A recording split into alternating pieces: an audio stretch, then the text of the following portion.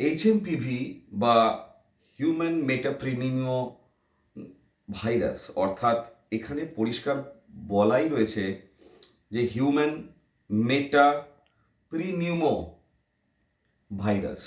তো প্রিনিউমো মিন্স নিউমোনিয়াটা একটা এর মানে হাইস্ট লেভেলে যদি যায় তখন শ্বাসকষ্টের মধ্যে আসতে পারে, নিউমোনিয়া বা বুকে শ্বাসকষ্ট। এবং এটা বেসিক্যালি আপার রেসপিরেটরি মানে ওপরের দিকে স্কোয়ামাস সেলসগুলোকে সাধারণত এইটা অ্যাটাক করে থাকে। এইচএমপিভি ভাইরাস এত আতঙ্কিত হওয়ার কোনো কারণ নেই। এটা প্রথমে আমাদের কাছে করোনা যখন এসেছিল তখন আমাদের কাছে অনেক ডেটা ছিল না, কিন্তু এক্ষেত্রে আমরা বলতে পারি এটা ফার্স্ট ধরা পড়ে নেদারল্যান্ডে 2001 সালে। তখন থেকে এর কিন্তু একটা ডেটা আমাদের কাছে আছে এবং এটা সিঙ্গেল স্ট্যান্ডার্ড আরএনএ ভাইরাস। তো যার ফলে আমরা বেশ কিছুটা আগে এর জানতে পারি।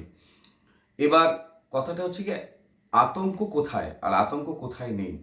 এখন কথা হচ্ছে গিয়ে করোনার সময় যেরকম ট্যাম্পারিং করানো হয়েছিল, যদি সেরকম কিছু ট্যাম্পারিং হয়ে থেকে থাকে তাহলে সেটা কিন্তু এখনই বোঝা সম্ভব নয়, সেটার জন্য একটু সময় দিতে হবে। তার জন্য আমাদেরকে আরও পরীক্ষা নিরীক্ষার দরকার আছে, যেটা অলরেডি স্টার্ট হয়েছে হয়তো। এবার এত অযথা আতঙ্ক তৈরি করেও লাভ নেই, তার কারণ এটা খুব কমন ভাইরাস এবং এখানে 5 বছরের কম বাচ্চারা বেশিরভাগ ক্ষতিগ্রস্ত হতে পারে, আর নতুবা 65 বছরের ওপরে বৃদ্ধরা ক্ষতিগ্রস্ত হতে পারে।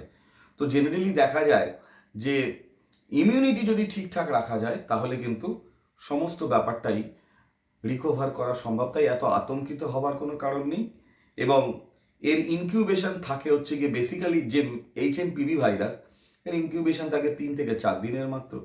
তো যে কারণে আমাদের এত ঘাবড়াবারও কিছু নেই।